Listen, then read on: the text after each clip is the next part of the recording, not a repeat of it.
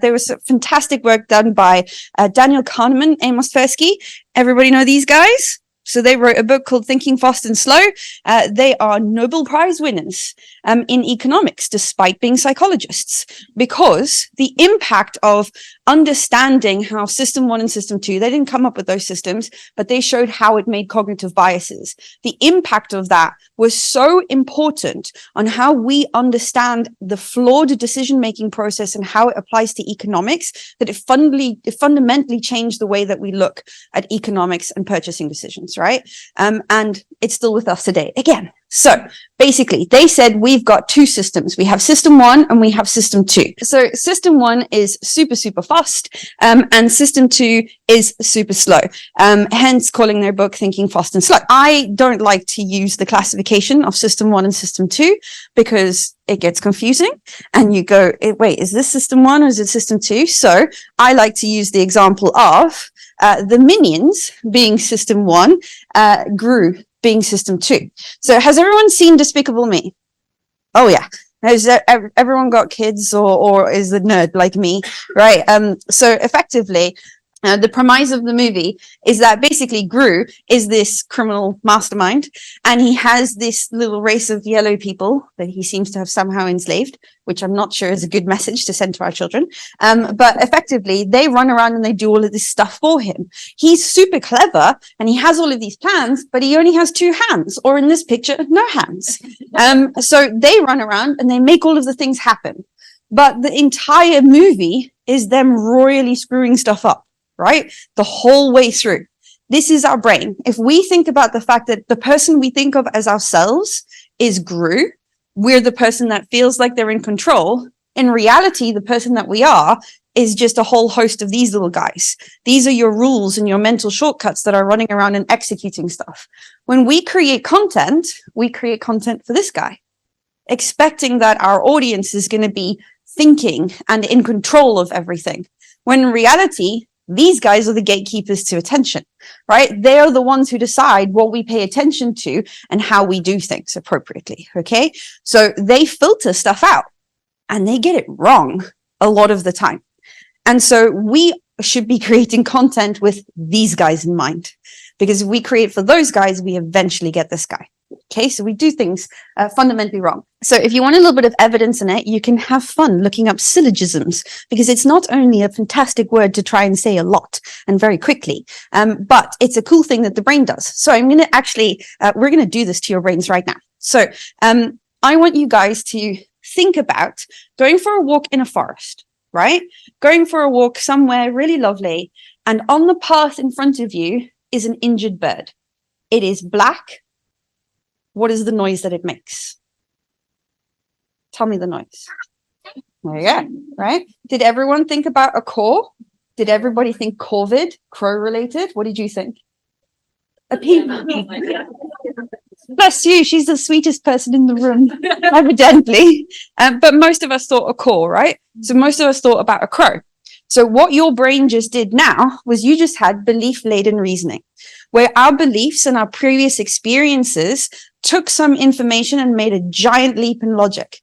If I explain a little bit further and said it was probably near a hedge and the bird has a yellow beak, most of you who will have been in Europe will know that that is a blackbird. It's not a crow, right? So that little bit of extra context means that you now have a correct inhibitory bias effect, right? A different part of the brain firing.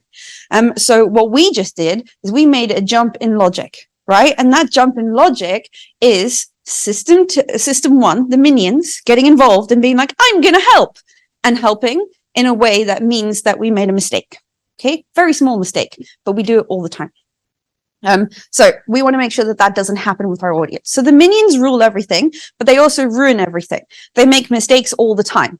And there are a lot of different biases that happen. So this is a fantastic piece of work done by Buster Benson, who just has the coolest name ever.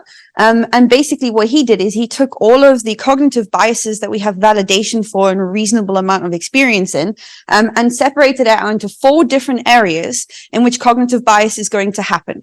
Okay, so this is a fantastic way for us to understand as marketers, when is cognitive bias really going to hit us? not focusing on the individual biases, but focusing on the groupings. And the reason for that being that biases cascade off of one another. And when biases cascade off of one another, we cannot control for them. That's you. So these guys don't happen in isolation. They all happen together, right? And they can cause other biases to happen. So rather than trying to mitigate or utilize one of these, we should be focusing on the category and making sure that we are de-biasing for that category. And it's much easier for us to do as well. So biases are going to be happening. There are over 120 validated biases, and that number grows all the time, and they will ruin your conversions. And let's have a look at some of them.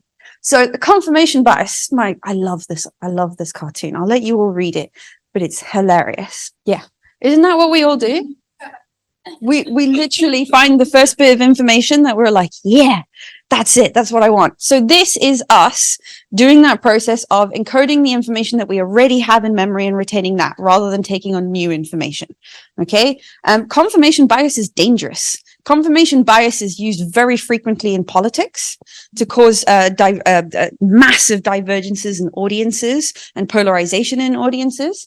Confirmation bias is really bad for your business because we're always told in marketing that we need to be different.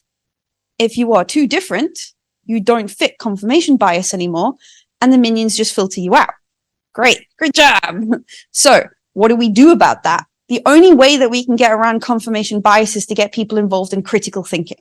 So if you know that confirmation bias, if you are saying something that goes against industry trends or against stuff, and you have to get people thinking about, okay, what's the actual valid reasons behind this? You have to get the brain working. You have to get it using calories. It doesn't want to do that.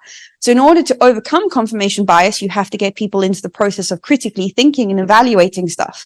One of the easiest ways to do that is to get people to fill out their own table and evaluating things. You give them enough information that they can make the evaluation. So when you're in lower sales stages, you help people fill out a quotation form or something like that, that they can then take to sales to get an appropriate quote. It gets them critically thinking. Okay. Whatever you can do to encourage critical thinking will help people overcome confirmation bias. Then we get anecdotal fallacy. And anecdotal fallacy is my sister's cousin said this, therefore I'm going with this option. Right? So anecdotal fallacy can be really, really dangerous when we're trying to get people to critically weigh up different options because of the fact that they've already decided on something else. Now, this is because we understand things through stories, right? So we understand something through a story and we contextualize through stories. So when someone can adhere and go, okay, that person was safe because that thing happened, and we've passed stories on for thousands of years, it's how we've passed information on, the brain goes, that's more important than something I've read somewhere else. Okay, so social proof, testimonials, please put a face on your testimonials and make sure that you are talking appropriately through the medium of stories. Okay, so help people contextualize things. Then we have loss aversion. We've all done this, right? Spend more on something just because it's got free shipping. I hate paying for shipping. I will not pay the cheaper thing. If I'm paying for shipping, I will always go for the other one. I'm not paying for shipping. No. So loss aversion affects us in lots of other ways as well. So the actual act of feeling loss in something is felt more than the pleasure of gaining something. Okay. So we feel more emotion at the aspect of losing out than we actually feel pleasure at gaining that exact same thing. So when loss aversion happens in marketing, they might be looking at your competitors' products and services and seeing a big list of stuff.